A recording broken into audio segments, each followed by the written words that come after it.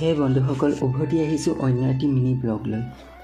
পুৱাই পুৱাই উঠি ইউনিফৰ্মযোৰ পিন্ধি কলেজলৈ বুলি আগবাঢ়িছোঁ। বুকুত হেজাৰ সপোন আৰু আপোনালোকৰ আশীৰ্বাদ লৈ আজিৰে পৰা আৰম্ভ কৰিবলৈ ওলাইছোঁ এক নতুন অধ্যায়। আমাৰ মহাবিদ্যালয়খনত হৈ যোৱা ছাত্ৰ একতা সভাৰ সাধাৰণ নিৰ্বাচনত আমিবোৰে জয়ী হোৱাত আজি শপত গ্ৰহণ অনুষ্ঠান আছে।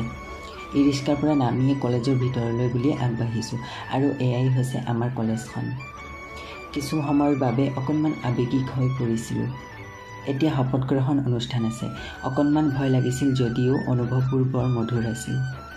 শ্ৰী জয়জ্যোতি দেৱ, ইয়াৰ দ্বাৰা ঈশ্বৰৰ নামত শপত গ্ৰহণ কৰোঁ যে লংকা মহাবিদ্যালয় ছাত্ৰ একতা সভাৰ ছাত্ৰ জিৰণি কোঠাৰ সম্পাদক হিচাপে কাৰ্য পৰিচালনা কৰোঁতে লংকা মহাবিদ্যালয় ছাত্ৰ একতা সভাৰ সংবিধান আৰু মহাবিদ্যালয়খনৰ সকলো নিয়ম নীতি মানি চলিম আৰু আমিবোৰে নিৰ্বাচিত হোৱাত ইহঁতকেইটাই মোৰ পৰা পাৰ্টি বিচাৰিছে। গতিকে আজিলৈ ইমানেই। লগ পাম অন্য এটি মিনি ব্লগত।